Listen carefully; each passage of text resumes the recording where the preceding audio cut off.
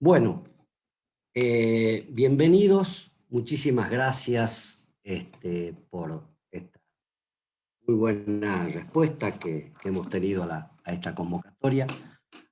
En mi calidad de presidente de la Sociedad Internacional Tomás de Aquino, sección Argentina, les doy la bienvenida y quiero agradecer muy especialmente el apoyo y el auspicio en nombre de la cita joven, el apoyo y el auspicio que hemos tenido de las dos universidades que tienen en Argentina el patronazgo de Santo Tomás de Aquino. La Facultad de Derecho de la Universidad del Norte Santo Tomás de Aquino, la UNSTA, y la Facultad de Derecho de la Universidad FASTA. La cita surge, la Sociedad Internacional Tomás de Aquino surge en el marco del Congreso Internacional que se celebró en 1974, al celebrar el 7º centenario de Santo Tomás, y organizado por la Orden Dominicana, la Orden de Frailes Predicadores. En ese entonces, los distintos tomistas que estaban ahí propusieron la creación de la cita. Y lo que es un orgullo es que el socio número 1 de esa cita fue un tal cardenal Karol Wojtyła. Luego, el querido Papa San Juan Pablo II participó activamente y él pedía especialmente una vuelta de Santo Tomás para fundar sobre la base del humanismo tomista una visión ética de la sociedad actual. Esto es lo que nos proponemos desde la cita. La cita argentina ha sido confiada a la conducción a la obra de FASTA, al padre Fosbury, que me ha encomendado la misión de conducirla, junto con un grupo de amigos y colaboradores, y también con el apoyo de la Universidad FASTA. Y esto es lo que queremos, no estudiar a Santo Tomás. Hay espacio para quienes quieran estudiar a Santo Tomás. Lo que queremos es estudiar las problemáticas actuales en cada una de las áreas del saber, en cada una de las áreas profesionales, estudiar las problemáticas actuales, éticas, sociales, políticas, área, y buscar en ese estudio la luz de Santo Tomás. Ustedes ven, ya es diferente la mirada, no es estudio filosófico y teológico de Santo Tomás, sino el estudio de las cuestiones que comprometen al hombre contemporáneo, al hombre de hoy, y buscando luz en la doctrina del más sabio de los santos y el más santo de los sabios, que es nuestro patrón. Así que en ese espíritu, entonces, queremos por favor, silencien los micrófonos.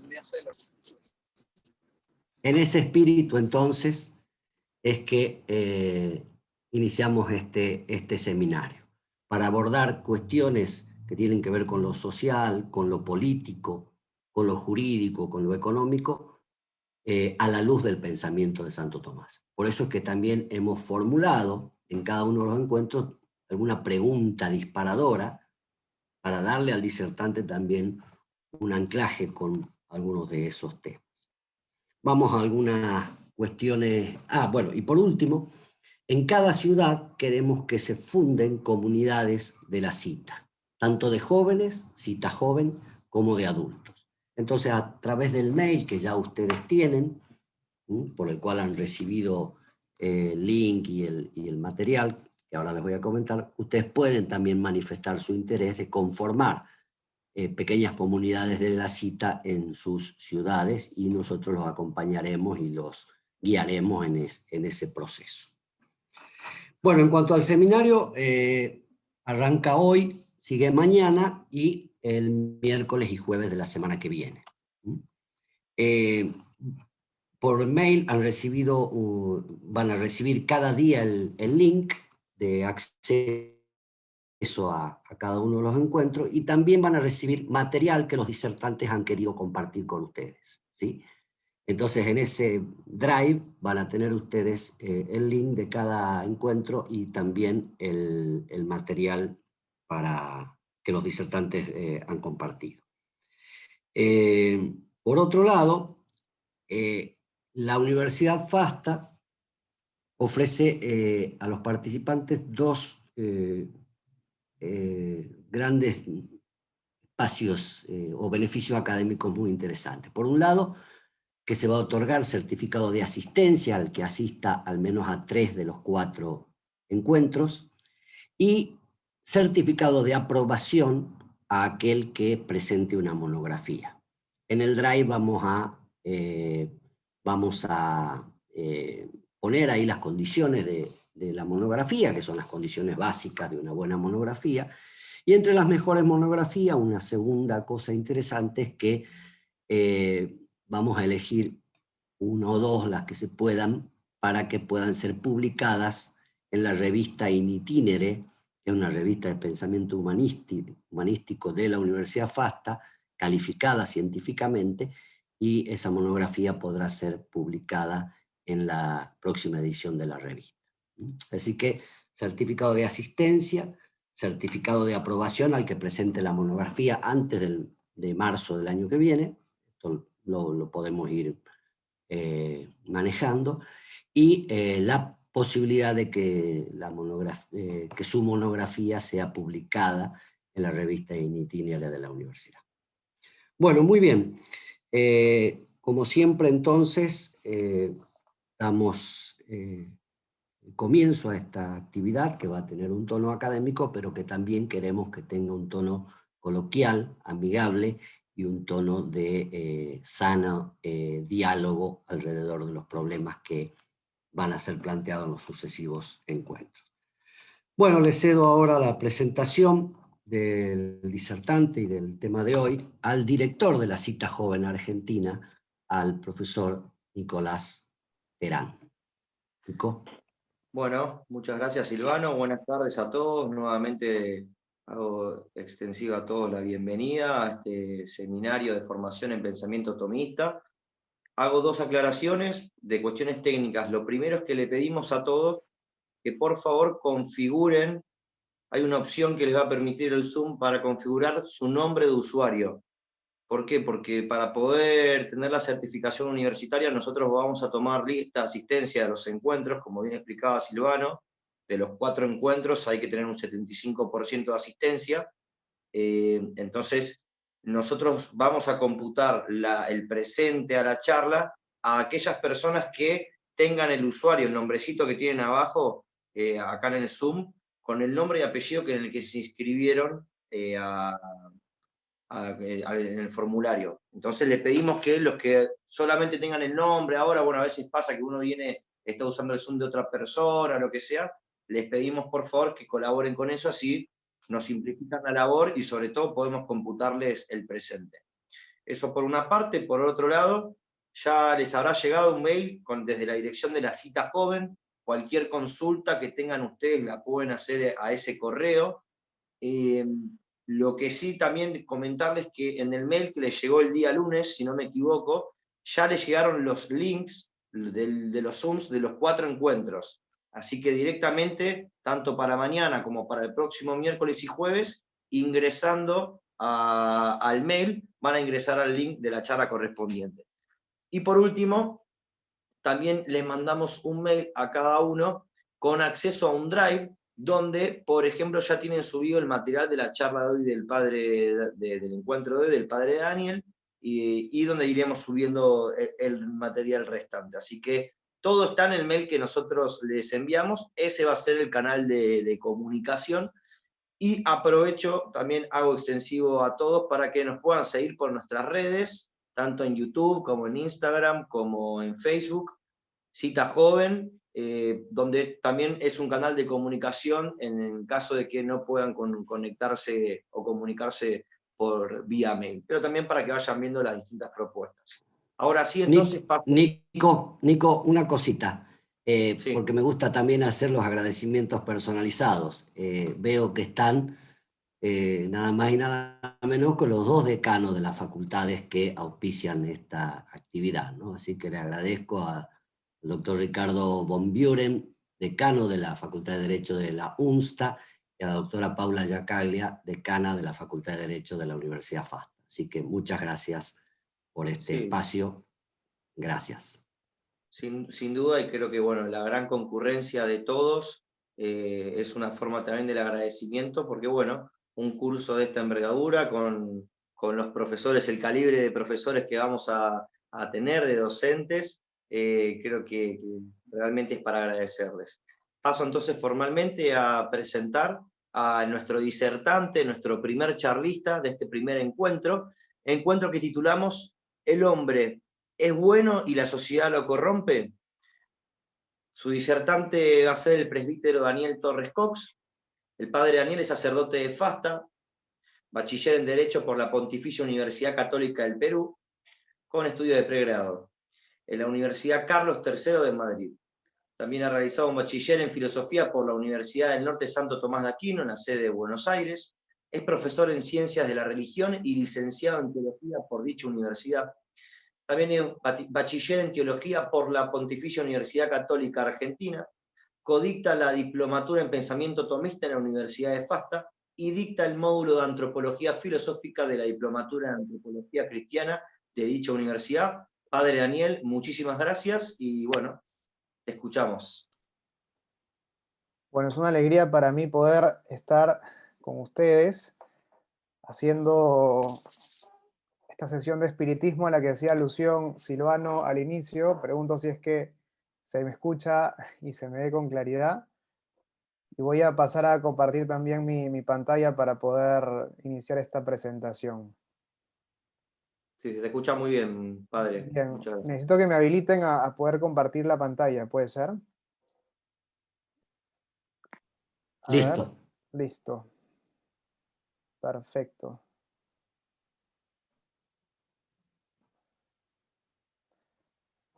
¿Se está viendo la presentación en este momento? ¿Sí? Sí. Pregunto. Perfecto. Bueno, si es que en algún momento se corta, me avisan. Bien. La idea es poder acercarnos al pensamiento de Santo Tomás, más que hablando en abstracto de Santo Tomás o de la importancia de Santo Tomás para nosotros, abordando un problema concreto que puede ser resuelto a la luz del pensamiento de Santo Tomás. Creo que una forma de tratar de conocer al autor es conocer su pensamiento, pero su pensamiento actuando, por decirlo así. Y esa es la idea de lo que vamos a tratar de hacer hoy, con las limitaciones del tiempo y las limitaciones también de mis capacidades. Voy a tratar de presentar o abordar este problema desde el pensamiento de Santo Tomás. El ser humano es bueno y la sociedad lo corrompe. Bien. No sé si es que se logra ver, pero no calculé que en la parte de la derecha íbamos a tener toda la barra de participantes, con lo cual no sé si está viendo con claridad toda la pantalla. Tenemos en el lado izquierdo a Rousseau y en el lado derecho a Hobbes, con quienes trataremos de plantear una suerte de callejón sin salida. Esta expresión, el hombre es bueno y la sociedad lo corrompe, suele atribuirse a Rousseau, con lo cual el hombre, el ser humano, él en cuanto tal sería realmente bueno, sin embargo, al entrar en comunión con la sociedad, experimentaría esa corrupción, se volvería malo en un ámbito social. Sin embargo, desde Hobbes se puede plantear o se podría plantear una postura distinta. En realidad el hombre es malo por naturaleza, podríamos decir simplificando las cosas, y necesita de la sociedad para controlarlo. Ese ser que de por sí, que dejado solo, que librado a su soledad, es un ser perverso, requiere de la sociedad para hacerlo virtuoso, para hacerlo bueno. En términos sencillos, ¿no? Pero vemos que si es que tratamos de entrar en esta disyuntiva desde ambos autores, parecería que tenemos un callejón sin salida. Porque efectivamente desde Rousseau podemos decir, bien, el ser humano es bueno, punto para Rousseau. pero qué pena que tenga que entrar en sociedad, no puede escapar de esta situación, entonces la ecuación final va a ser mala. Y por otro lado tenemos a Hobbes, que de partida ya nos plantea un ser humano malo, y si bien la sociedad lo controla, nos queda una suerte de sabor amargo. Ninguna de estas alternativas nos satisface, y la idea es plantear cómo desde Santo Tomás podemos realmente hacer una respuesta totalmente diferente. El ser humano es bueno por naturaleza, y además la sociedad es buena por naturaleza. Eso es lo que tratamos de responder desde Santo Tomás. Y para esto me gustaría plantearles lo que va a ser el esquema de esta pequeña presentación. La idea es dividir esta pequeña presentación en tres partes. En la primera vamos a hablar de cómo el ser humano efectivamente es bueno por naturaleza. Vamos a tratar de hacer un planteo un poco más de corte filosófico, propiamente metafísico en este punto. En un segundo punto vamos a hablar de cómo la sociedad, como algo que se desprende, si se quiere, de la naturaleza del ser humano, vamos a ver en qué sentido, también es buena. Y finalmente vamos a tratar de dar algunos principios para establecer, en atención a qué podemos decir qué es lo bueno y qué es lo malo. Así que, bueno, porque es algo que de alguna forma reclama el título de esta presentación. Así que vamos entonces con este esquema. Y vamos a la primera parte. El ser humano es bueno por naturaleza. Bien, una cuestión muy importante a tener en cuenta aquí es que toda la realidad para Santo Tomás es una realidad creada por Dios. Y en cuanto creada por Dios, de alguna manera toda la realidad, todo cuanto existe, brota de un acto de conocimiento, de un acto de voluntad divinos. En el ser humano, efectivamente, nosotros descubrimos ciertas facultades espirituales que nos diferencian de los animales irracionales: inteligencia y voluntad. Inteligencia que nos permite conocer la verdad, voluntad que nos permite buscar el bien, adherirnos libremente a él. Y estas facultades espirituales, en atención a los cuales nosotros poseemos una dignidad, en atención a los cuales nosotros somos personas, y no así, por ejemplo, el resto de los animales, podemos nosotros descubrirlas también, no solo en los ángeles, sino en Dios, aunque de un modo eminente. El ser humano tiene inteligencia, tiene voluntad, Dios es, si se quiere, su inteligencia, Dios es su voluntad. Pero, ¿a qué voy con esto? Que Dios, al momento de crear, no juega a los dados con la creación. Aplica también estas facultades que nosotros hemos visto: inteligencia y voluntad. De alguna forma, entonces, podemos decir que toda la creación brota de un acto de inteligencia de Dios, unido a un acto de su voluntad. Dios conoce todas las infinitas posibilidades, casi infinitas posibilidades de participar limitadamente sus perfecciones a las criaturas, y elige crear aquellas que Él quiere crear. Hay una relación entonces que podemos plantear entre cada una de las cosas creadas y la inteligencia y la voluntad divinas, lo cual hace que las realidades creadas estén imbuidas de ciertas cualidades, que son las que vamos a tratar de ver ahora, y se va a ver a dónde quiero llegar con esto. Bien, voy a abordar ambos aspectos, si bien me interesa mucho más el tema volitivo, porque vamos a hablar aquí del bien, el ser humano bueno por naturaleza. Pero en la medida que planteo el tema de la inteligencia también para que de alguna manera el mapa quede completo. El hecho de que toda la creación brote de un acto de la inteligencia divina tiene una serie de consecuencias. Lo propio de la inteligencia es ordenar. De ahí que Dios crea dando una finalidad a cada una de las realidades que existe. Pero asociada, es decir, todo cuando existe tiene un propósito, tiene una finalidad, tiene un para qué, un por qué y un para qué. Pero asociada a la noción de inteligencia viene también viene la noción de verdad. ¿Qué es la verdad? Es la adecuación entre el intelecto y la realidad, dirá Santo Tomás. Y toda la realidad, en la medida que brota de la inteligencia divina, se adecúa a la inteligencia divina. De ahí que uno puede plantear que hay una verdad en las cosas. Todas las cosas que existen por el solo hecho de existir son verdaderas.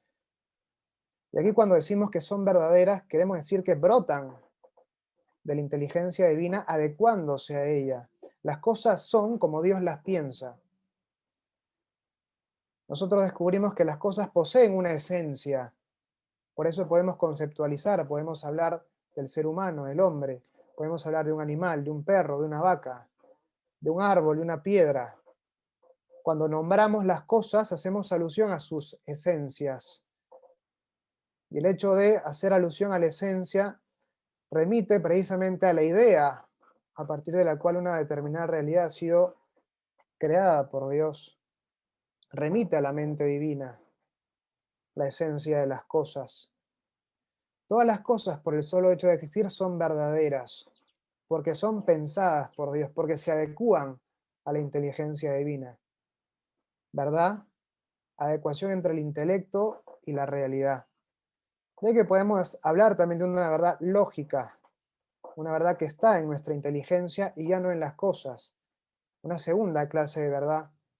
La primera verdad, la verdad en las cosas, sería una verdad ontológica. La verdad, en cambio, en nuestra inteligencia sería una verdad lógica. Es la adecuación de mi intelecto a la realidad. ¿Verdad entonces? Adecuación entre el intelecto y la realidad. Verdad en las cosas son verdaderas porque se adecúan al intelecto divino.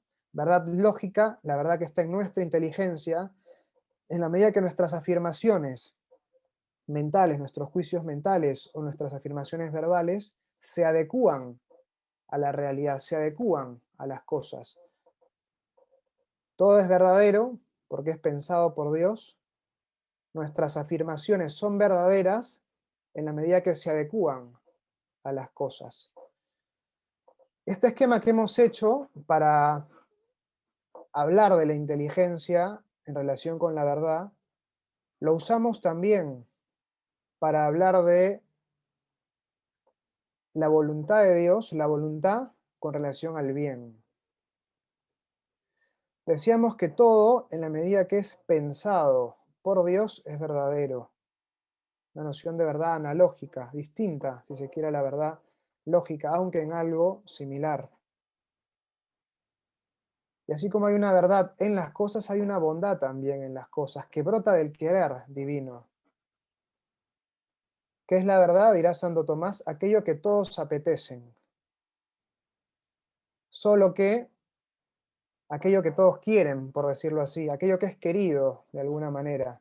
Solo que el querer de Dios se encuentra respecto de la bondad de las cosas de manera distinta que nuestro querer.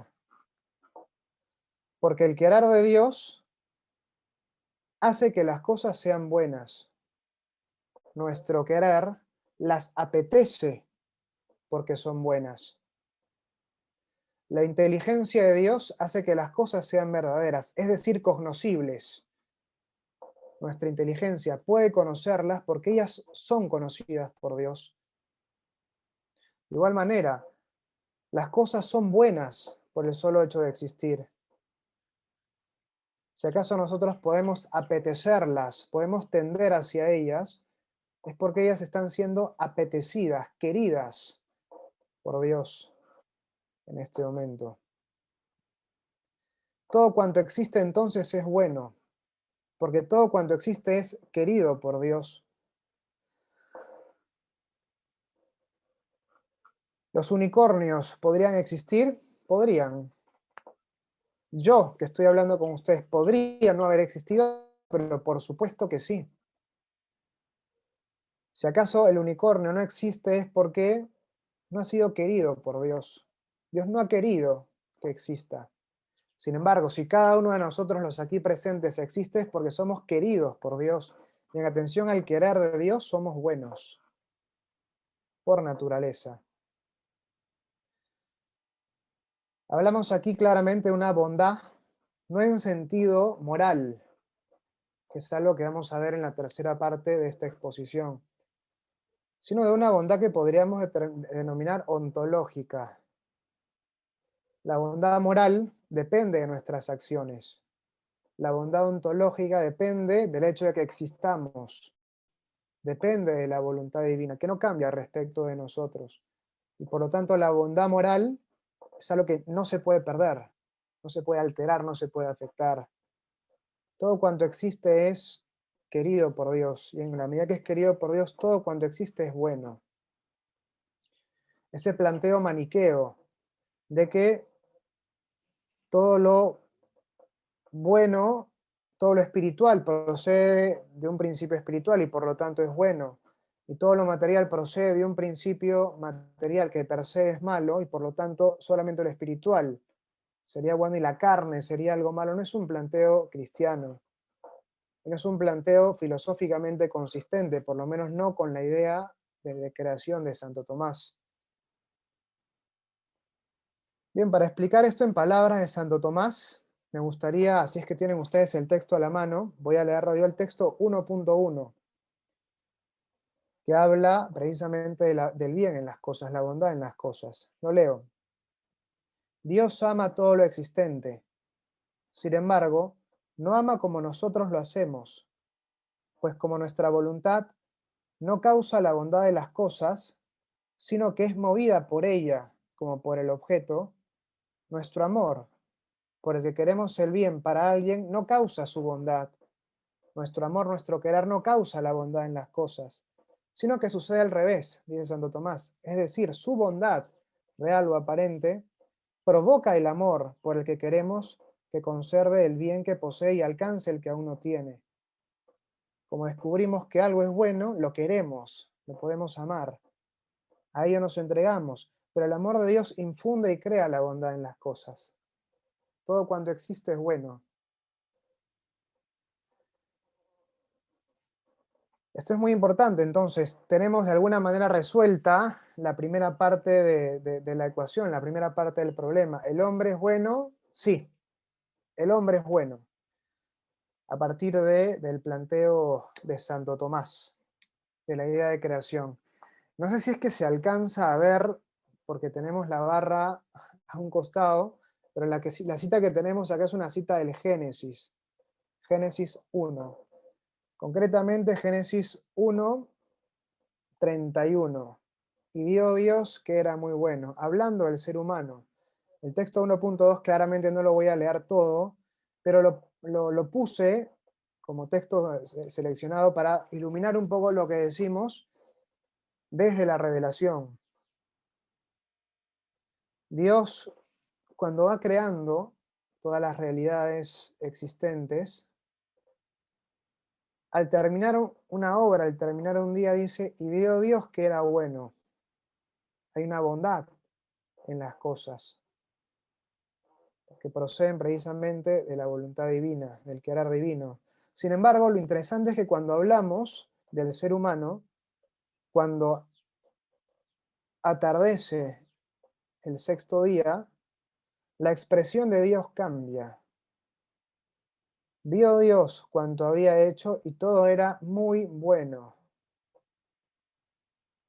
De alguna manera, todo cuanto existe es bueno. Sin embargo, una vez que Dios crea al ser humano, toda la creación de alguna manera se ve cualificada por la presencia del ser humano. Sin el ser humano, la creación es buena, pero con el ser humano, la creación es ahora muy buena. El ser humano cualifica la creación, no solo es muy bueno, sino que posee una dignidad particular dentro de la creación, de forma tal que hace que la expresión de Dios cambie. Ya no solo es buena la creación, ahora gracias a que el ser humano está en ella, la creación es muy buena. Bien, espero que esto más o menos se haya se haya entendido, paso al segundo punto. No sé si ustedes lo ven, pero hay una línea que se ha dibujado en la pantalla. No sé quién la ha hecho, la verdad, pero bueno, apareció. La sociedad es buena. Vamos a este segundo punto, el planteo de Santo Tomás. Bien, el ser humano es bueno por naturaleza. Hemos dicho esto acabamos de ver esto. Es interesante porque siendo el ser humano bueno, todo lo que naturalmente se desprende del ser humano debe ser bueno también. El ser humano por esencia es alguien bueno y todo lo que de alguna forma se desprende de esa esencia implica el desarrollo, es la proyección, si se quiere, de esa esencia, está llamado a participar también de esa bondad. Lo interesante es que para Santo Tomás, quien en esto sigue muy de cerca a Aristóteles, la sociedad o la comunidad no es un artificio que el ser humano crea como violentamente, violencia en el sentido de algo contrario a la naturaleza. El movimiento, por el contrario, el movimiento hacia el establecimiento de una comunidad es natural. Es natural al ser humano vivir en sociedad. Y esto él lo plantea a partir de un texto, bueno, una de las razones por las cuales él lo plantea, ¿no? Es interesante la comparación que hace Santo Tomás entre la voz o el sonido de los animales y cómo el ser humano no solo emite sonidos, sino que emite palabras. ¿Y qué es lo que implica esto? Tengo acá en la pantalla un extracto de la cita, pero me gustaría leer con ustedes el texto 2.1. Dice así: en efecto, vemos que mientras que algunos animales tienen la voz o el sonido, solo el hombre tiene el lenguaje. La palabra humana sirve para manifestar qué es lo útil y lo perjudicial, así como lo justo y lo injusto. Así, la palabra es propia del ser humano, pues a diferencia de los animales, a él le es propio tener el conocimiento del bien y del mal, de lo justo y lo injusto, y de otras realidades de este género que pueden expresarse con la palabra. Así, dado que la palabra ha sido dada al ser humano por naturaleza, y que ella se ordena a permitir la comunicación entre los seres humanos en materia de utilidad y de perjuicio, de lo que es justo e injusto, y de otros valores similares, teniendo en cuenta que la naturaleza nada hace en vano, se sigue que es natural a los seres humanos comunicarse sobre estas realidades. Ahora bien, es precisamente la comunicación con relación a estos valores lo que constituye la familia y la sociedad. De ahí que el ser humano es por naturaleza un ser doméstico y político. ¿Para qué el ser humano tiene palabra? Precisamente tiene palabra para ponerla en práctica, para ponerla en acto. Esto es algo que plantea Aristóteles en la política. Y precisamente el lugar en el cual él pone en acto la palabra, en atención a estos criterios de justo, injusto, bien, mal, perjuicio, utilidad y muchos otros, son precisamente las comunidades que se establecen en torno a él. La primera de ellas, la familia, y la más acabada, por lo menos para Aristóteles, la polis. En Santo Tomás, la sociedad, que es un concepto un poco más abarcativo. Pero aquí lo interesante, si es que acaso el ser humano tiene naturalmente la palabra, es porque él naturalmente está ordenado a usarla. Y usarla constituyendo el ámbito precisamente para ponerla en práctica. Y ese ámbito es la sociedad. De ahí que la sociedad para Santo Tomás, siguiendo Aristóteles, es algo que se desprende, es algo que brota, es algo que es una extensión, sino una proyección natural de la propia esencia del ser humano. Y esa proyección del ser humano participa de la bondad del ser humano. Para Santo Tomás, entonces, la sociedad es buena, porque es la proyección, si se quiere, es algo que se proyecta a partir de la esencia del ser humano, que por naturaleza es bueno. También es natural al ser humano vivir en sociedad. Y de nuevo también, siendo muy deudor de Aristóteles en esto, Santo Tomás, en el texto 2.2, plantea las dificultades de una vida sin sociedad. El ser humano necesita de la comunidad para desarrollarse en cuanto ser humano. Desde que nace es parte de una comunidad. La primera de ellas es la familia. Pero el ser humano necesita de esta sociedad para ser auténticamente humano. No en cuanto a la esencia, sino a perfeccionar esa esencia en cuanto a ser humano, para que esa esencia pueda alcanzar su perfección, pueda alcanzar su plenitud. La sociedad, si se quiere, es humanizante, es necesaria para el ser humano para perfeccionarse en cuanto tal. Vamos al texto 2.2 y después les comento un poco de qué va esta imagen que les estoy presentando. Dice Santo Tomás: el hombre puede vivir solo de dos modos. Uno, si se quiere, porque no resiste la compañía de los hombres debido a la crueldad de su ánimo, como los animales salvajes, o porque se entrega totalmente a las cosas divinas, lo cual es superior al hombre. Por eso dice el filósofo en el primer libro de la Política, que el que no se comunica con los demás es o una bestia o un dios, es decir, un hombre divino. Claramente ningún hombre, ningún ser humano es Dios. Pero podemos pensar también en los seres humanos criados por animales. Por más que ellos fueron insertados tardíamente en sociedad, no llegaron nunca a desarrollarse en cuanto a seres humanos. De que la influencia de la sociedad es necesaria para que el ser humano se pueda desarrollar en cuanto tal. Tenemos aquí, a nuestra izquierda, dos imágenes de Oksana Malaya, que es una chica, una joven ucraniana, nacida en el año 1983. Hoy debe tener ya más de 30 años. Yo soy pésimo para los números, ¿eh? Más o menos, 30 años. Y al otro lado tenemos a Tarzán, ¿no? Claramente lo que pasa con una persona que no vive en sociedad, no es que se vuelve un Tarzán, sino que se vuelve una Oksana Malaya. Ella, al momento de nacer, ella vivía en una zona muy pobre y sus padres se desentendieron completamente de ella y la dejaron vivir con los perros que tenían en la casa.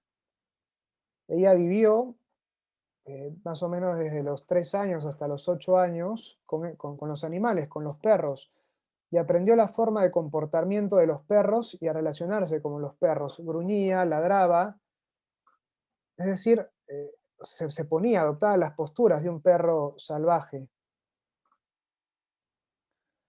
Olía la comida antes de comerla, incluso se descubrió, curiosamente, que tenía más agudizados el oído, el olfato, la vista. Pero después de 5 años de convivir con los perros, un vecino se dio cuenta de la situación que estaba pasando ella y la sacó de ese lugar, avisando a las autoridades. A pesar de haber sido ella reinsertada en la sociedad, le fue a ella muy difícil, acaso imposible, adquirir habilidades sociales y relacionarse como cualquier otro ser humano. Hoy muchos problemas de su comportamiento se han tratado de remediar, pero ella posee, dicen, la mentalidad de una niña de 6 años, sin que ella tenga alguna tara física, sino que la imposibilidad de relacionarse con seres humanos, de vivir en sociedad, le hizo imposible a ella desarrollarse en cuanto ser humano. Entonces, cuando fue recogida, parecía más un animal, se comportaba y vivía como un animal que como una persona. Le tomó mucho tiempo hablar, mucho tiempo, y una vez aprendida el habla, su forma de expresarse no es la de una persona que vive normalmente en sociedad, por decirlo así. Vemos entonces la importancia para el desarrollo del ser humano de la vida en sociedad. ¿El ser humano entonces es bueno? Sí. ¿Y la sociedad lo corrompe? No. La sociedad lo perfecciona. La sociedad es necesaria para su No perfección. se puede escuchar. Eh, Ahí está. no sé si pueden apagar los micrófonos, por favor. Muchas gracias. Bien. Respondiendo a la pregunta inicial entonces, ¿el ser humano es bueno? Sí. ¿La sociedad lo corrompe? No. Sí y no, podríamos decir. Y acá algo muy interesante. Ciertamente, uno ve en el mundo corrupción, uno ve en el mundo caos. Ahora en Perú, por ejemplo, estamos saliendo de una crisis política terrible, muy fuerte, la más fuerte de los últimos 20 años. Y uno podría decir, bueno, pero son cosas que brotan de la convivencia social. Entonces, ¿cómo me puedes decir que la sociedad perfecciona al ser humano? Si es que parecería más bien lo contrario. Sao Tomás, me parece que siguiendo a Dionisio, plantea que la corrupción de lo mejor es lo peor. Si acaso la sociedad tiene un gran potencial deshumanizador, tiene un gran potencial corruptor para el ser humano, es porque posee una gran posibilidad, una gran potencialidad de perfeccionar al ser humano. Es decir, un ser humano que se corrompe solo, viviendo como un animal, llega a la maldad de Oksana Malaya, por decirlo así, que te va a morder si es que te le acercas mucho. Pero un ser humano que se corrompe en la sociedad llega a la maldad, no sé, de tirar una bomba atómica, por ejemplo, una bomba nuclear, o de hacer armas de destrucción masiva. Uno podría decir, pero mira, esa es la prueba de que efectivamente la sociedad corrompe al ser humano. No, esa es la prueba de la inmensa potencialidad de perfeccionamiento para el ser humano que tiene la sociedad. Solo que cuando aquello que está llamado a lo mejor se corrompe, se vuelve lo peor. Piensen en un tonto bueno y un tonto malo. Un tonto bueno hace un bien limitado y un tonto malo hace un mal, hace mal, pero un mal también limitado a su capacidad. Ahora imaginemos un genio, una mente brillantísima, una mente brillante usada para el bien es en potencia generadora de un gran bien. Pero si esa mente brillante se corrompe, es en potencia generadora de un gran mal. Alguien que tiene la capacidad de 10 para hacer bien, tiene también la capacidad de 10 para hacer el mal si es que se corrompe. Y por eso si es que nosotros vemos en la sociedad tanta corrupción, tanta maldad, es porque la sociedad tiene la potencialidad para hacer del ser humano alguien muy bueno. Esto es muy importante. Pero bueno, no es un tema tan sencillo. Hablamos de corrupción, de bondad y de maldad, de lo bueno y lo malo. Por eso me gustaría a mí plantear algunas líneas en esta última parte de la exposición, algunas breves líneas que nos pueden ayudar a saber, a partir del pensamiento de Santo Tomás, qué es lo bueno y qué es lo malo. Desde el punto de vista de la existencia, absolutamente todo cuanto existe es bueno. ¿Qué puede ser entonces calificado como malo, como bueno o malo? Las acciones que libremente realiza el ser humano. Solo pueden ser susceptibles de calificación moral, es decir, de ser consideradas buenas o malas, las acciones libres.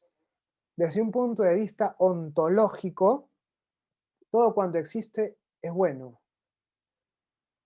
y la maldad vendría a ser un no ser, una privación. Desde un punto de vista moral, en cambio, ese ser humano que posee una gran perfección, siendo libre, puede obrar libremente bien o mal. Y entonces ese ser humano, pues ese ángel, pero vamos al ser humano, que posee naturalmente una bondad, eh, ¿cómo decirlo?, incondicional, por decirlo así, puede obrar bien y puede obrar mal.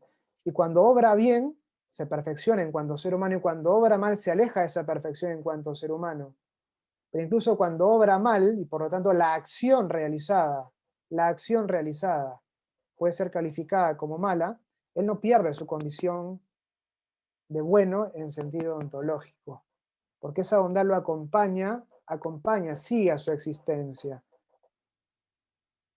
Incluso la persona que moralmente obra mal no pierde esa bondad ontológica, no deja de tener bondad en cuanto que existe. Incluso el demonio, en cuanto a lo que tiene de existente, es bueno. Si en ejercicio de su libertad él se orientó hacia la negación de Dios, hacia el mal. Pero existe. Y en lo que tiene de existente es bueno. ¿Sí? Bien. Hablamos entonces ahora de la bondad y la maldad en sentido moral, ya no ontológico. Vamos ahora al plano de la libertad. Es en el plano en el que vamos a movernos ahora. Si hablamos de cómo la sociedad corrompe al ser humano, estamos diciendo que la sociedad hace malo al ser humano, o lo hace bueno. Pero hablamos ahora ya de una perfección o una corrupción en términos morales, que implican, por lo tanto, el ejercicio de la libertad, sin afectar la esencia del ser humano, que es bueno por naturaleza. Bien. Es muy importante aquí, un poco para situarnos bien en el plano moral, que tengamos bien en cuenta qué clase de acciones pueden ser calificadas como buenas o como malas. Me gustaría leer con ustedes el texto 3.1. Un extracto de eso lo tenemos en esta diapositiva. De entre las acciones que el hombre realiza, solo pueden considerarse propiamente humanas aquellas que son propias del hombre en cuanto que es hombre. El hombre, el ser humano, se diferencia de las criaturas irracionales en que es dueño de sus actos. Por eso, solo aquellas acciones de las que el hombre, el ser humano, es dueño pueden llamarse propiamente humanas.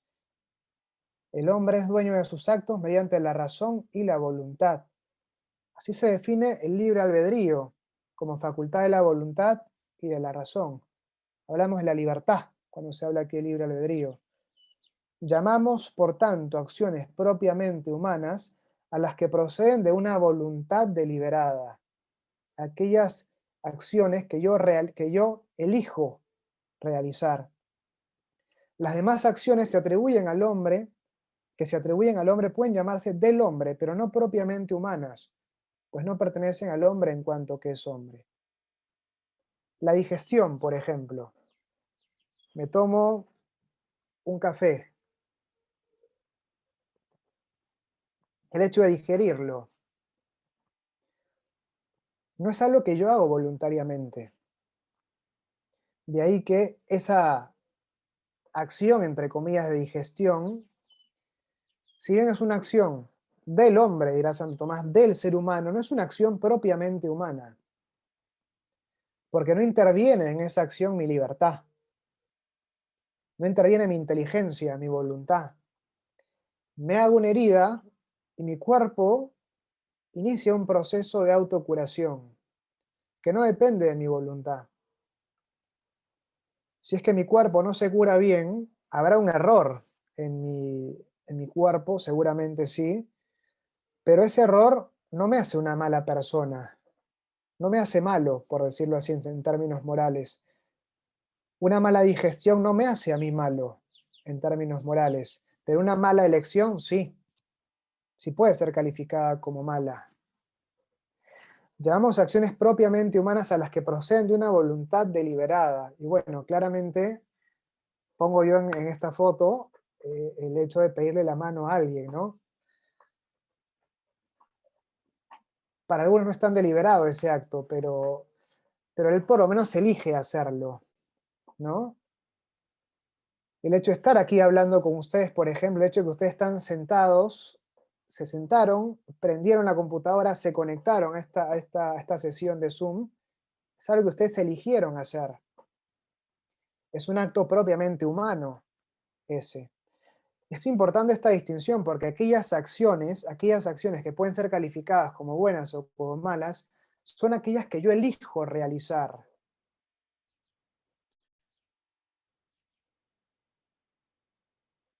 Veo, después de años, a una persona que cuando estaba en el colegio me hacía la vida imposible. Y al verla me enojo. ¿Ese enojo es malo? No. Porque es una respuesta natural frente a un estímulo. Es una pasión propiamente, la pasión de la ira, si se quiere. Y como tal no es susceptible de una calificación moral, porque yo no elijo enojarme.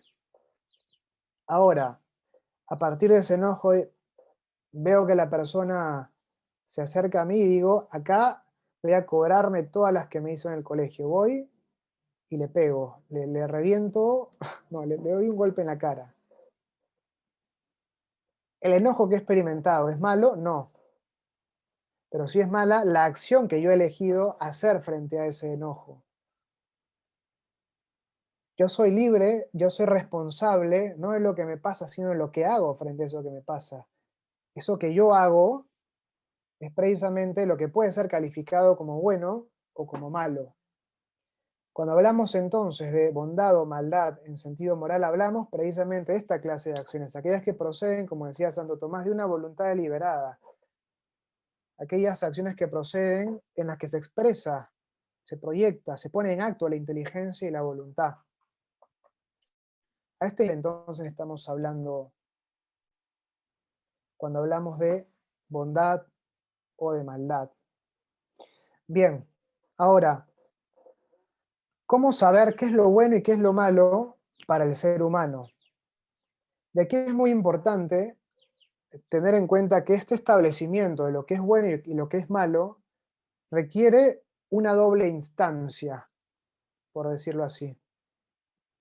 Una primera instancia en la cual se establece en abstracto lo que le corresponde, lo que para el ser humano va a ser en abstracto bueno o malo. Y una segunda instancia que mira así es que eso que en abstracto es bueno o malo, efectivamente se ha realizado en una acción determinada. Lo explico con un ejemplo. No matar, por ejemplo.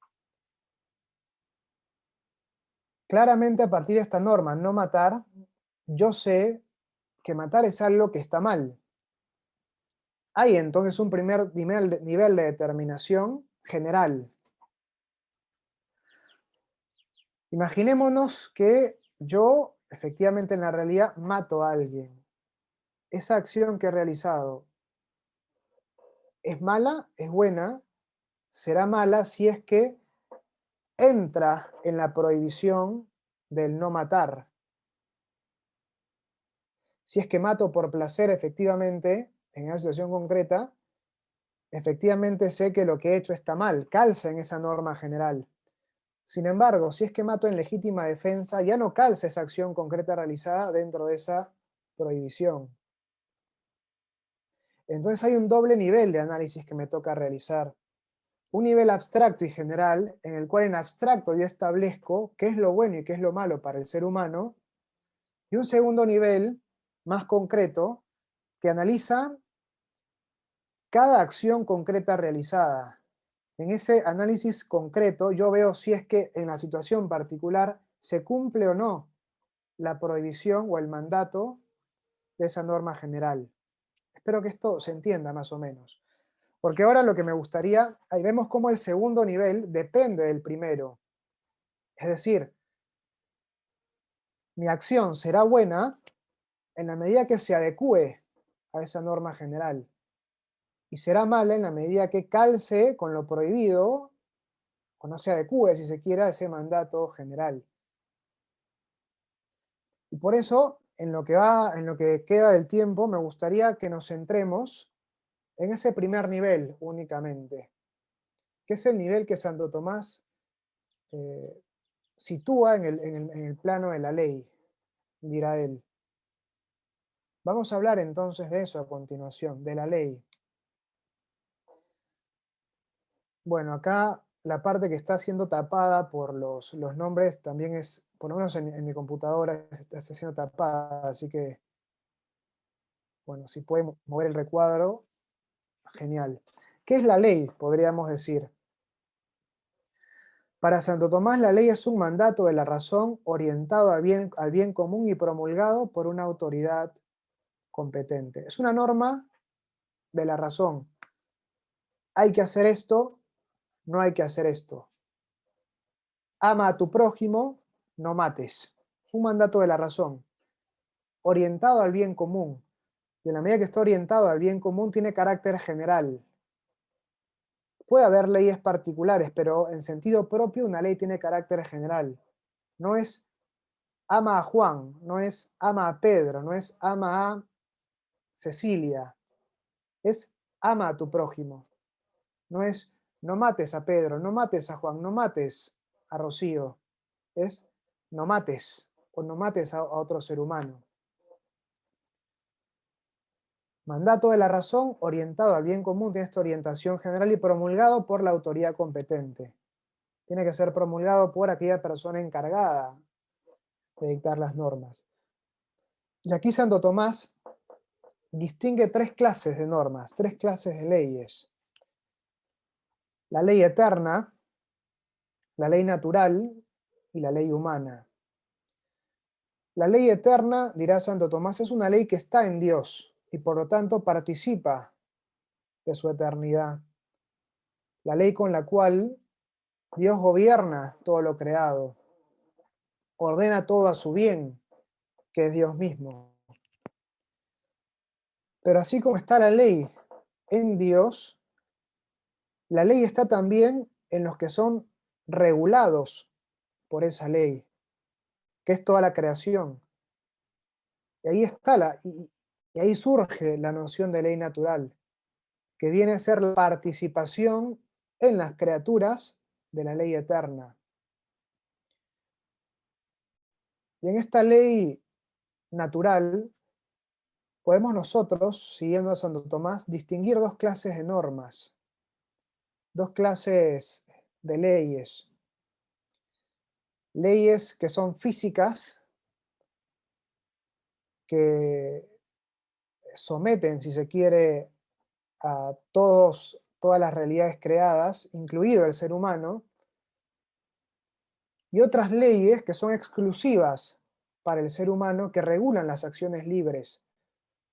Sin embargo, respecto de esta clase de leyes, el ser humano no se encuentra únicamente como regulado, como normado, como alguien que padece una norma, sino que es también al mismo tiempo de alguna manera legislador en la medida que él está llamado a descubrir estas normas, en atención al uso de su razón. Finalmente está la ley humana, la ley positiva, que está llamada a adecuarse precisamente a la ley natural, en la vertiente obviamente que toca a las acciones libres del ser humano. Que la luz viaje a 3000 kilómetros por segundo es una ley física. Bueno, física, no sé, seguramente alguien que estudia física cuestionaría que se trate de una ley física, pero bueno, podemos plantearlo de esa manera. No matar es una ley natural, sí, pero que regula precisamente las acciones libres del ser humano. Y no es una ley que rige para un animal, es una ley que rige para los seres humanos, porque solo ellos son capaces de conocerlas y adecuarse a ellas, ¿no? Bien, me gustaría en este sentido, para iluminar lo que acabamos de decir, ir al texto 3.2 que tienen ustedes también. Y estamos casi llegando al fin. Como todas las cosas que se encuentran sometidas a la divina providencia, dirá Santo Tomás, están reguladas y medidas por la ley eterna, según consta lo ya dicho, es manifiesto que participan en cierto modo de la ley eterna, a saber, en la medida en que bajo la impronta de esta ley se ven impulsados a sus actos y fines. Está hablando de la ley natural, que participa de la ley eterna. Por otra parte, la criatura racional se encuentra sometida a la divina providencia de una manera muy superior a las demás, porque participa de la providencia como tal, y es providente para sí misma y para las demás cosas. No solo es regulado, sino que él regula también. Por lo mismo, hay también en ella, en la criatura racional, en el ser humano, una participación de la razón eterna, en virtud de la cual se encuentra naturalmente inclinada a los actos y fines debidos. Y esa participación de la ley eterna en la criatura racional es la que se llama ley natural. Ley natural, entonces, de cara al ser humano, una participación de la ley eterna, pero que el ser humano no solo padece, el ser humano también es providente para sí mismo. Está llamado a descubrir esta norma y adecuarse precisamente de manera libre a ella. Y uno podría preguntarse, bueno, hasta aquí todo excelente, pero ¿cómo se conoce entonces esta ley natural? Y aquí Santo Tomás plantea que es posible para nosotros conocer estas normas, mejor dicho, vamos un paso antes. El ser humano no crea para él mismo estas normas. El ser humano está llamado a descubrir estas normas en atención al uso de su inteligencia, en atención al uso de su razón. Uno podría preguntarse entonces, bueno, ¿y a partir de dónde el ser humano puede conocer estas normas? La respuesta de Santo Tomás dirá, mirándose a sí mismo, mirando al propio ser humano, no en cuanto individuo, sino en cuanto especie. Y aquello que perfeccionará al ser humano en cuanto tal será bueno para él. Y será mandado, por lo tanto, por la ley natural. Y aquello que le quite perfección en cuanto ser humano será malo para él y será prohibido por la ley natural. De que la ley natural para Santo Tomás no brota de un acto arbitrario, sino brota del hecho de descubrir aquello que perfecciona al ser humano en cuanto tal. La ley para Santo Tomás no es una imposición restrictiva, es un camino de plenificación, es un camino de perfección. Si el ser humano quiere llegar a la perfección en cuanto ser humano, no en cuanto individuo, digo esto porque hay inclinaciones individuales que no son inclinaciones de la especie y que no llevan al ser humano a su perfección, sino todo lo contrario. Por ejemplo, alguien que tiene tendencia a robar, no es que dice, bueno, yo me inclino naturalmente hacia el robo y por lo tanto me perfecciono haciéndolo. No, hay que mirar las inclinaciones que son comunes a todos los seres humanos. Pero el tema es este, que la perfección del ser humano en cuanto tal, o mejor dicho, la ley natural marca el camino de perfección del ser humano en cuanto tal. De ahí que la ley para Santo Tomás es liberadora y perfeccionadora, no represora. Todo lo contrario, si es que el ser humano no se adecúa a la ley natural, se aleja de su propia perfección. Alejarse de la ley natural para el ser humano, según Santo Tomás, le hace daño, daña al ser humano. Eso llevado a perspectiva sobrenatural, por eso Santo Tomás dirá que el pecado es algo antinatural. Pero es un tema que podrá dar para otra discusión. Y Santo Tomás plantea que en el ser humano, en cuanto tal, uno puede descubrir tres grandes inclinaciones, a partir de las cuales es posible explicitar los preceptos de la ley natural. Una primera inclinación que es común a todas las realidades que existen, que apuntan a mantenerse, perseverar en la existencia. Miran a la conservación individual, tenemos por ejemplo el derecho a la vida, a la salud, etcétera, ¿no? Hay otras que son ya no comunes a todos los seres que existen, sino a algunos, a los vivos, que miran a la conservación de su especie.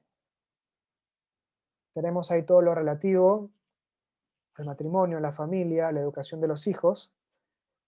Y plantea Santo Tomás que hay una última inclinación que mira a la perfección del ser humano en cuanto tal, en cuanto criatura racional. Hablamos aquí, por ejemplo, el derecho a la educación, derecho a la libertad de pensamiento, la libertad de culto, la libertad de expresión. Pero leamos a Santo Tomás en el último texto que tienen ustedes, el texto 3.3, y con eso ya vamos cerrando esta explicación y damos paso a las preguntas.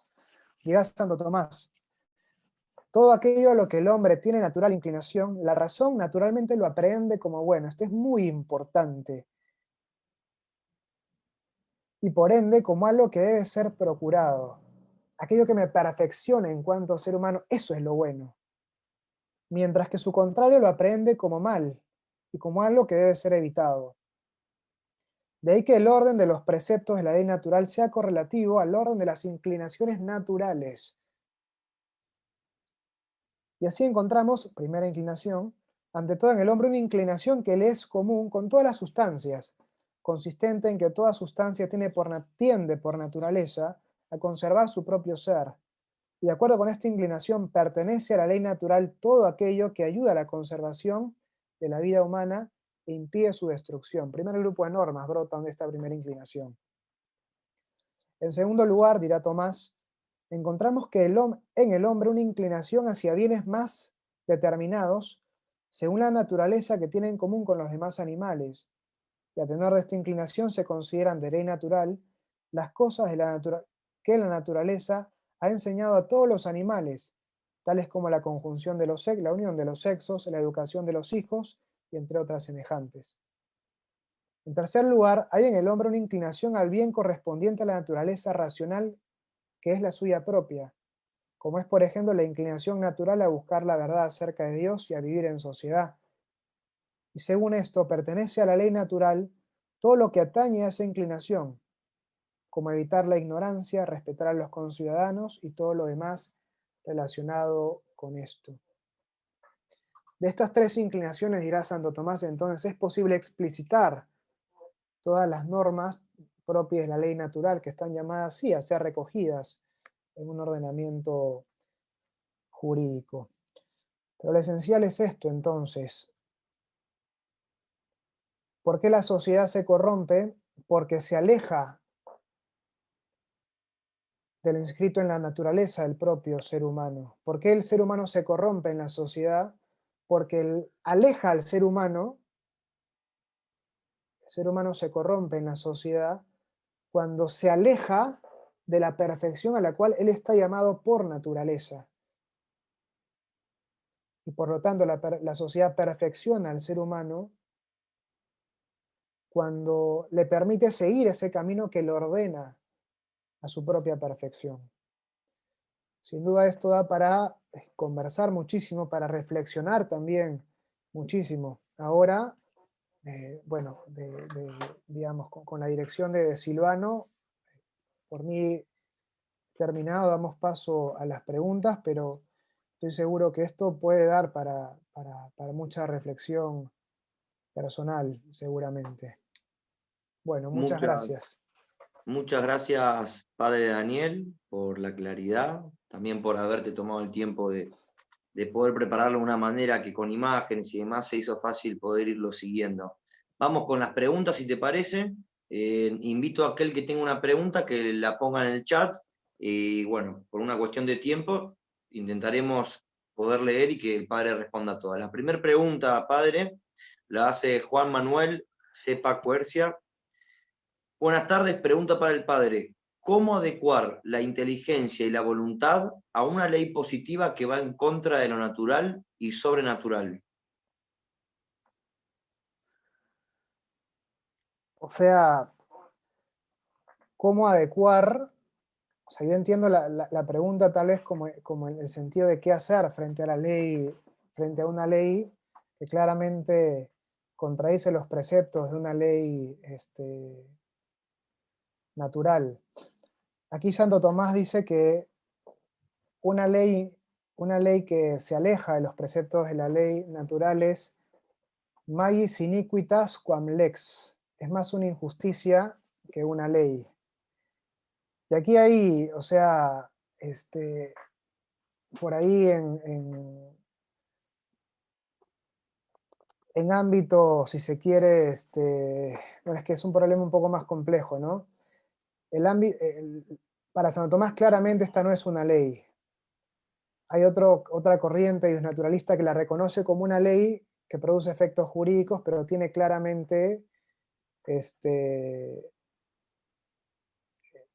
una ley claramente injusta. ¿Qué hacer frente a esa ley? Es una pregunta compleja porque de alguna forma la ley es expresión de los valores de una sociedad.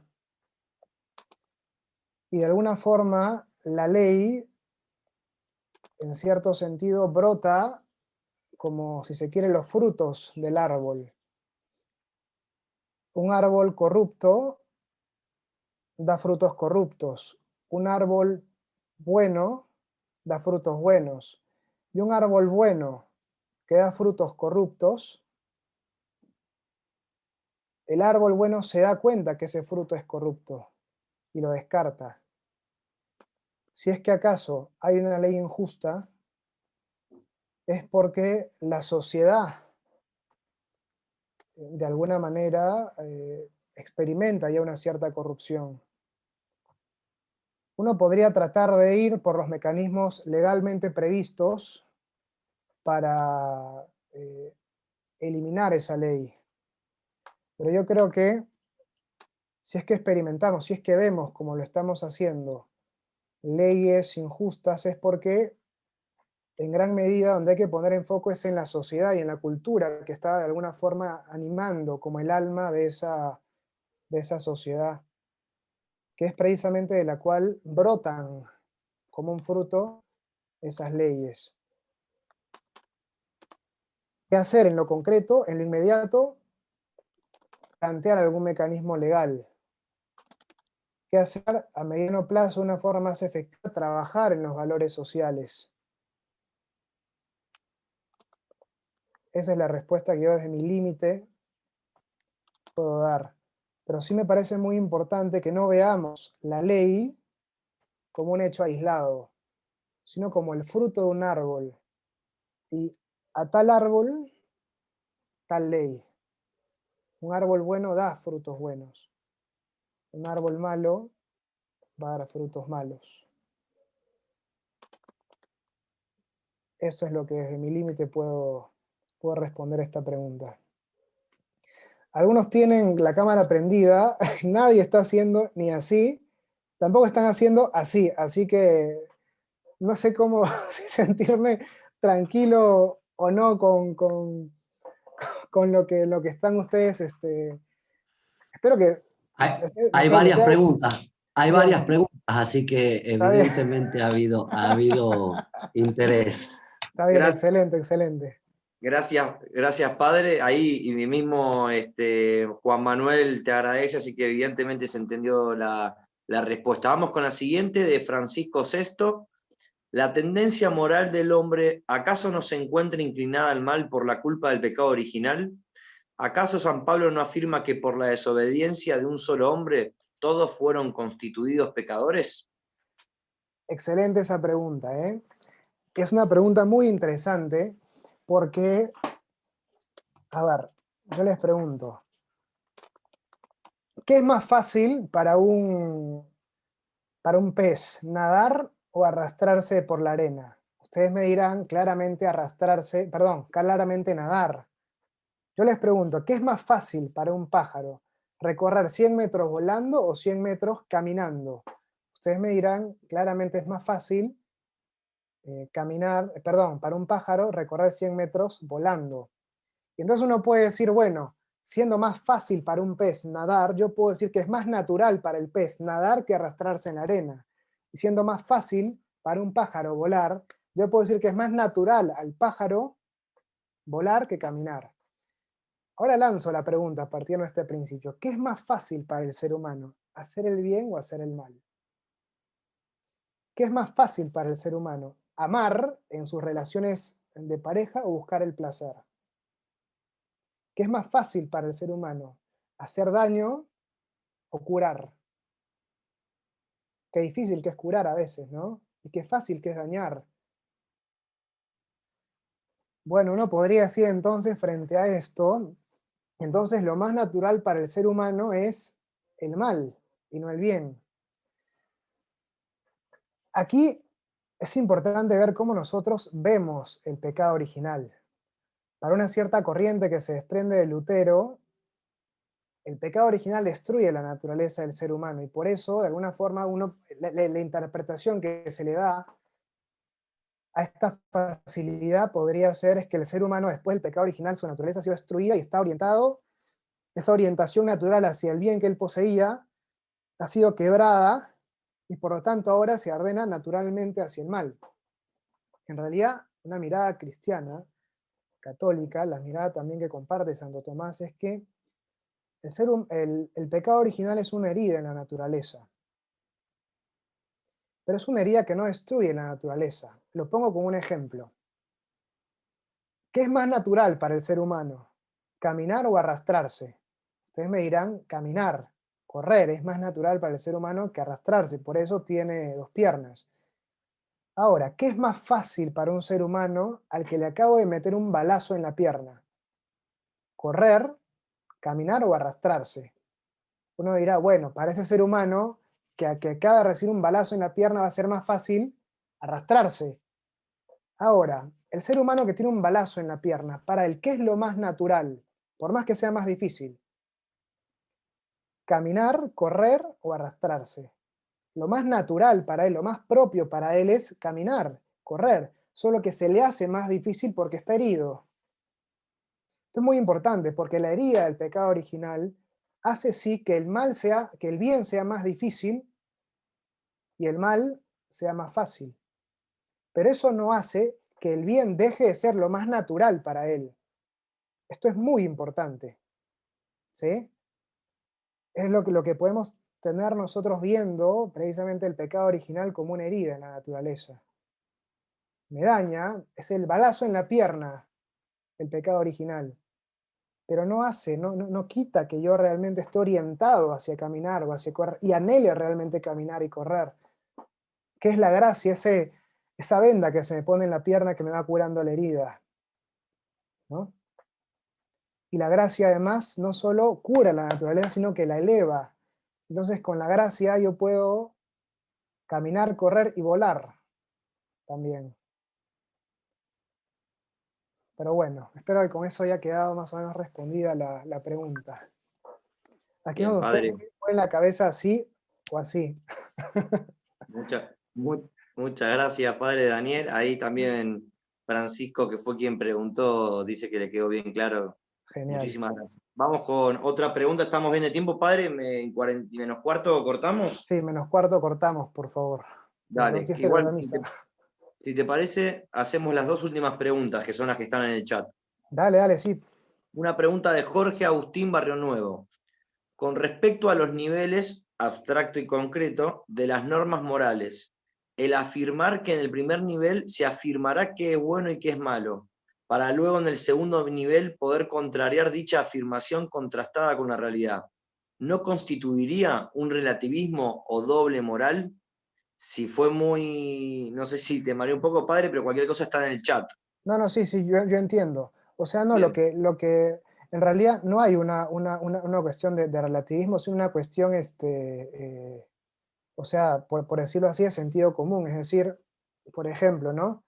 Eh, es lo que hace un legislador y un juez, si se quiere. El legislador establece en abstracto que matar está mal, ¿no? El Código Penal dice aquel que mata a otro ser humano, bueno, algo así, tiene tantos años de cárcel, ponte, ¿no? Bien. ¿Qué hace el juez? Al juez le viene una persona concreta que es acusada de haber matado.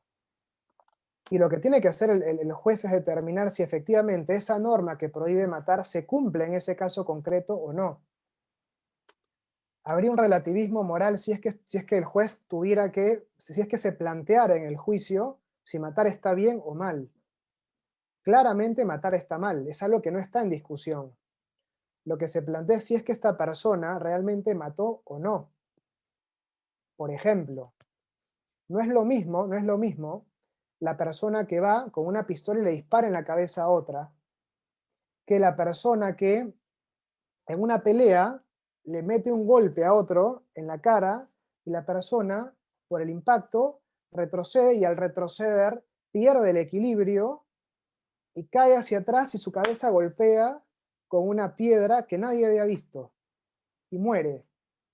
Pero muere no por el impacto recibido en la cara, sino por el hecho de haber perdido él el equilibrio, porque estaba mareado, por ejemplo, estaba borracho, y muere como consecuencia del golpe en la cabeza. La pregunta es, ¿esta persona lo mató o no? Uno podrá decir, bueno, sí, lo mató porque él le metió el golpe, y otro podrá responder, en realidad no lo mató. Lo único de lo que puedes acusar a esta persona es de lesiones, porque no era previsible que como consecuencia de un golpe en la cara la persona muriera. Murió porque se tropezó, porque estaba borracho y porque se golpeó la cabeza en contra de la piedra. Entonces al juez le tocará valorar esta situación. Pero no se discute si está bien o está mal matar, lo cual llevaría sí a un relativismo moral. Lo que se discute es si es que esta persona ha matado o no, ¿no? Y por eso en materia moral, en este segundo nivel, se analiza el objeto, es decir, la acción realizada en relación con la materia que ha sido objeto de esa acción, se analiza el fin, la finalidad, la intención de la persona en realizar esa acción y las circunstancias, aquellas cosas que rodeaban la acción, pero no se hace ya una valoración de acerca de si está bien matar o no. Se entiende un poquito la discusión, o sea, el tema, ¿sí? Bien, muchísimas gracias, padre. Y vamos entonces sí con la última pregunta de Carlos Alejandro Carrara. ¿Podemos decir que la sociedad corrompe a la persona por la incapacidad de alcanzar la verdad debido a la ignorancia y la desprotección de la sociedad en formar y educar al ignorante? Teniendo en cuenta que todos somos inicialmente ignorantes y seguimos así en muchos aspectos. Yo diría que, o sea, yo respondería que la bondad o la maldad no requiere únicamente, o sea, no se resuelve únicamente con una cuestión, una formación de la inteligencia, sino que requiere además una formación de la voluntad. O sea, educar al ignorante es solo, si se quiere, la mitad del problema. De hecho, mucha gente que por ahí es mala, es muy bien formada, muy bien educada, si se quiere, pero es precisamente esa eh, gran educación que le permite, es la que le permite hacer un gran daño, si se quiere, ¿no? Entonces creo que o sea, el tema es un poco más complejo porque mira, no únicamente a lo que presentamos, o sea, a lo que enseñamos de una perspectiva intelectual, sino también tiene que ver mucho con cómo se forma la voluntad de las personas. Y eso tiene que ver tal vez, por ejemplo, con los modelos que se presentan.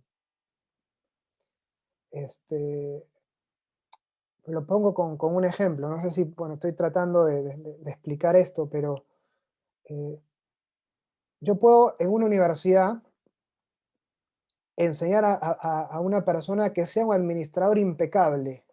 Tiene todos los conocimientos que lo hacen a él un gran administrador.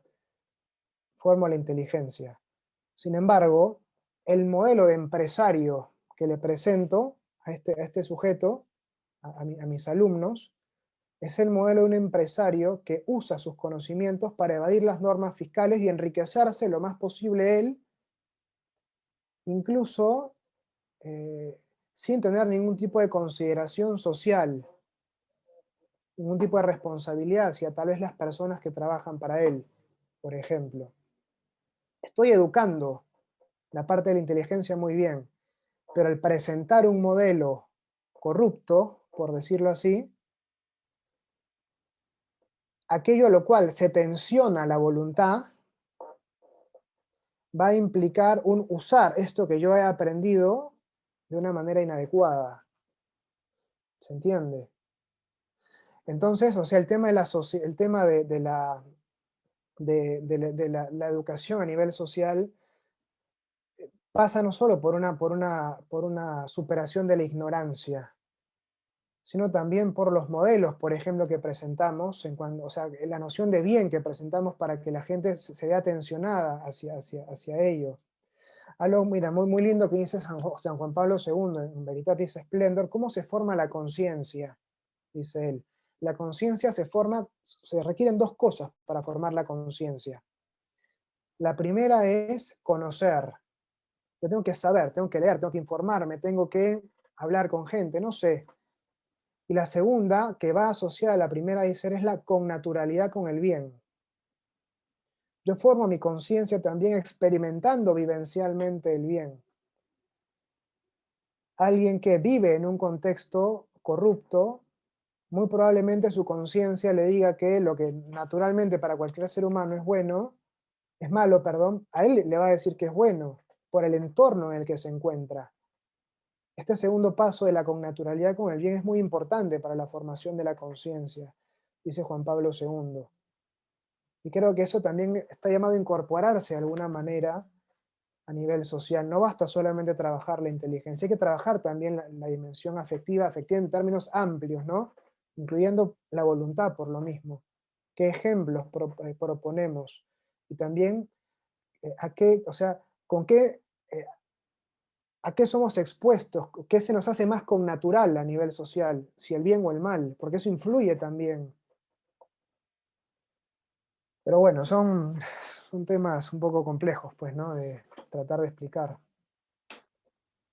Gracias, padre Daniel, por el esfuerzo ya con lo último que queda por ahí, por tratar de responderlo. Y bueno, vamos con la última pregunta ya para cerrar, Silvano Pena.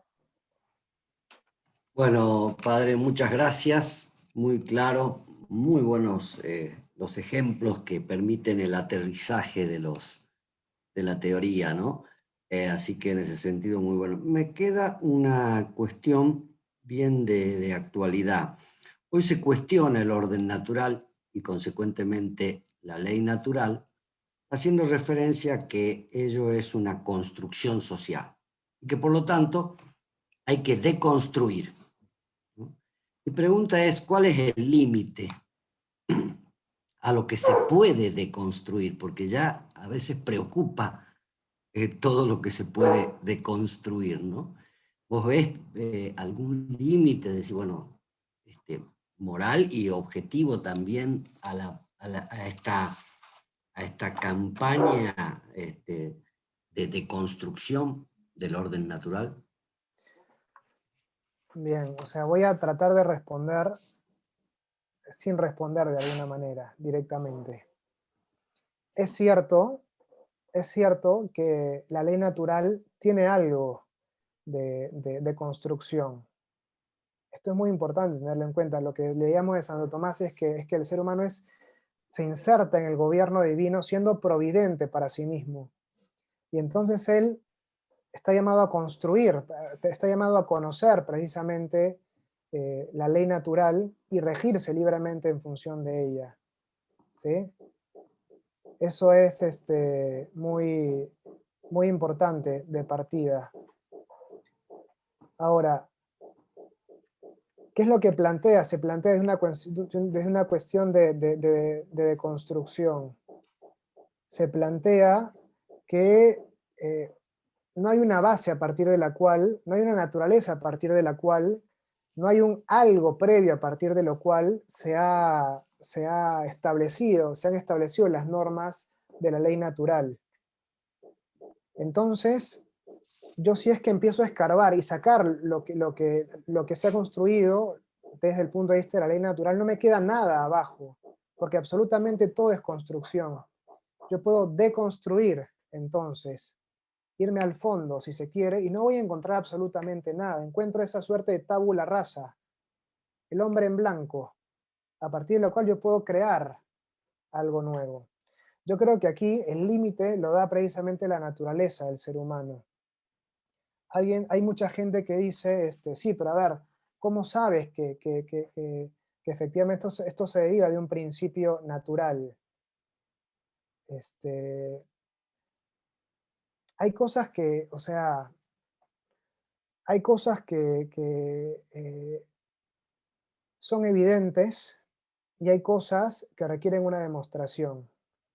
Y uno de los grandes problemas que tenemos hoy es que se nos pide una demostración de cosas que son indemostrables, porque son evidentes precisamente. Matar está mal. ¿Por qué está mal matar? No, matar está mal, es algo evidente, no es algo que yo tengo que explicarte por qué está mal, es algo que todo ser humano está llamado a ver directamente.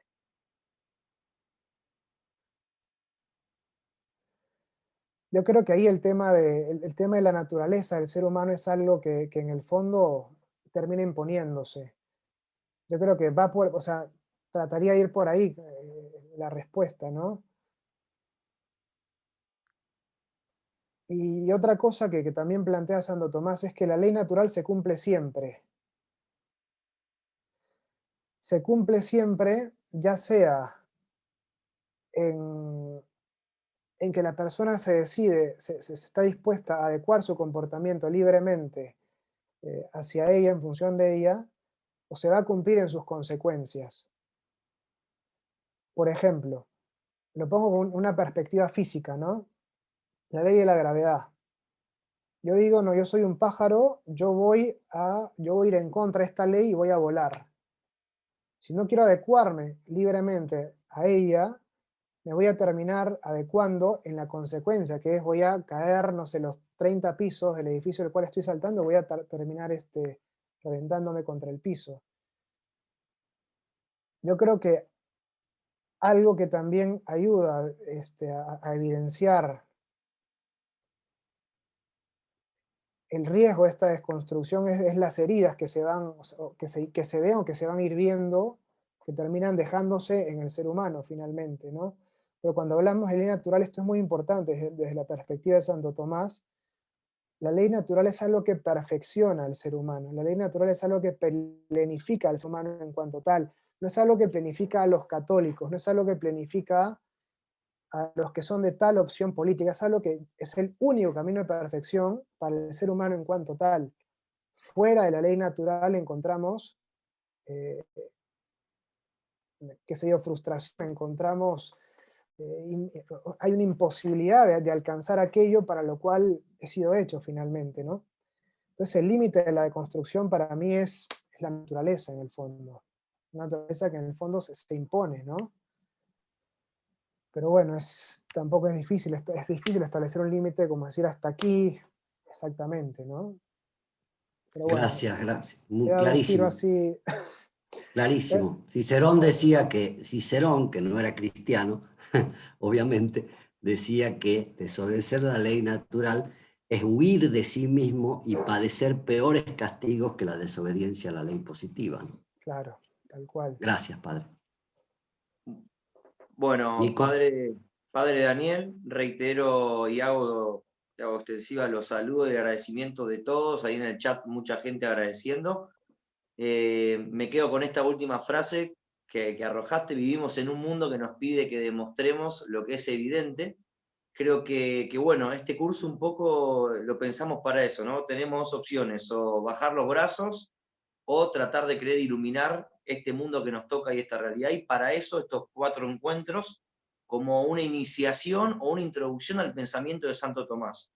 Sé que muchos de los que están acá por ahí ya lo conocen, otros no tanto, pero creo que vale la pena hacer el esfuerzo de conectarse a los 4 encuentros, porque creo que nos vamos a ir muy enriquecidos y reitero, creo que el mundo necesita de gente como ustedes, como nosotros, que nos juntamos, destinamos 2 horas de la semana a iluminar nuestra vida personal y para poder iluminar la vida de los demás cotidiana con el pensamiento de Santo Tomás.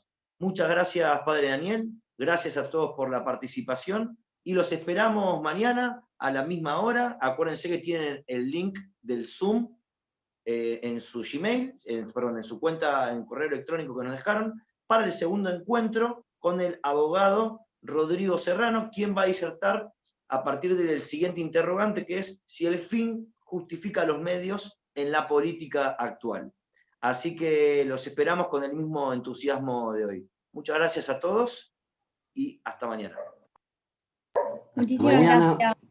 Chao. Gracias, padre Daniel. No, gracias por la invitación. Gracias, padre. Muy Gracias, bueno. padre, excelente. Excelente, padre, muy claro. Muy bueno. Gracias, padre, excelente. Gracias, hasta mañana. Gracias, padre, excelente. Gracias, padre.